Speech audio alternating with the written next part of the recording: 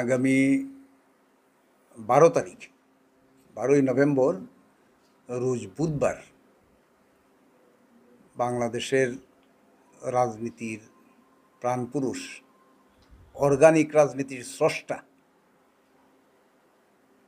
ডাকসুর সাবেক ভিপি জনাব নুরুল হক নূর হবিগঞ্জে রাজনৈতিক সফরে আসতেছেন। আমরা হবিগঞ্জ জেলা, উনার এই সফরটা মূলত হবিগঞ্জ 3 আসন ভিত্তিক। উনি বিগত 4 তারিখে সিলেটে আসছিলেন। সিলেটে নির্বাচনী বিষয়াশয় নিয়ে বিয়ানীবাজারে একটা জনসভা করছেন। সিলেট সার্কিট হাউসে সাংবাদিকদের সাথেও কথা বলছেন, দলীয় নেতাকর্মীদের সাথেও কথা বলছেন এবং উনার দেওয়া সময় অনুযায়ী হবিগঞ্জ 3 আসনে একটা নির্বাচনী সভা করবেন। এই নির্দেশনার প্রেক্ষিতে আগামী 12 তারিখের সভাটি এখানে হবে।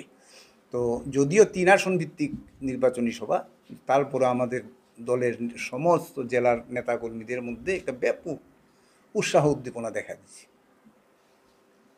কারণ এটা সর্বজন বিদিত, এটা এইখানে নতুন কিছু না যে জনাব নুরুল হক নূর বাংলাদেশের অর্গানিক রাজনীতির পুরোধা।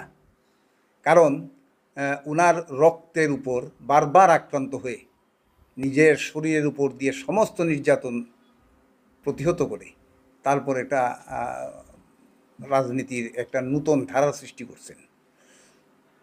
তো আমরা আমাদের কর্মসূচি হিসাবে নিয়েছি আগামী 12 তারিখ বিকাল 3টায় হবিগঞ্জ পৌরসভা প্রাঙ্গণে আমরা একটা জনসভা করব, পৌরসভা মাঠ প্রাঙ্গণে। তো এই ক্ষেত্রে আমরা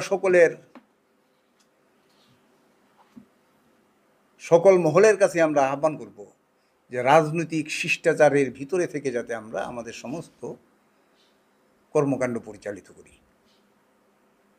একটা ট্রেন্ড লক্ষ্য করা গেছে, যেমন পৌরসভা একটা প্রতিষ্ঠান, নির্বাচন আসলে তো বিভিন্ন জায়গায় পোস্টার লাগানো হয়, এটা ঠিক আছে, এটা প্রত্যেকের গণতান্ত্রিক অধিকার, যে যেখানে পারে লাগাবে। তো যেহেতু এই প্রতিষ্ঠানটা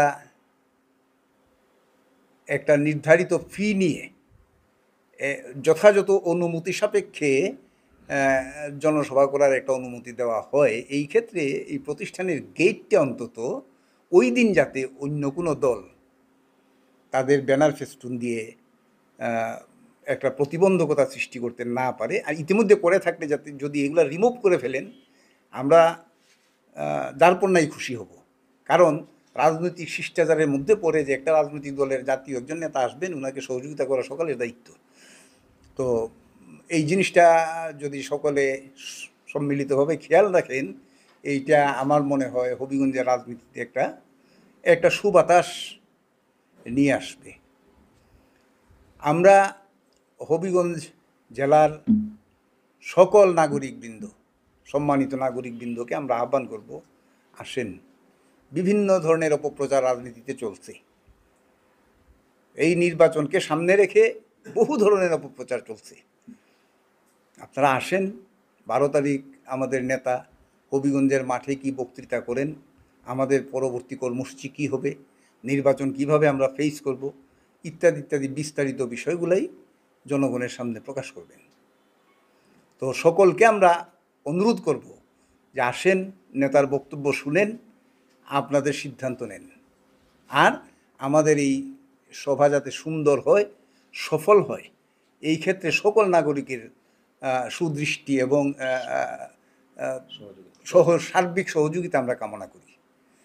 আমি বিশ্বাস করি হবিগঞ্জের ঐতিহ্য ধরে রাখবেন, সকলেই আমাদেরকে সহযোগিতা করবেন, ইনশাল্লাহ আমরা সকলের সহযোগিতা পাবো।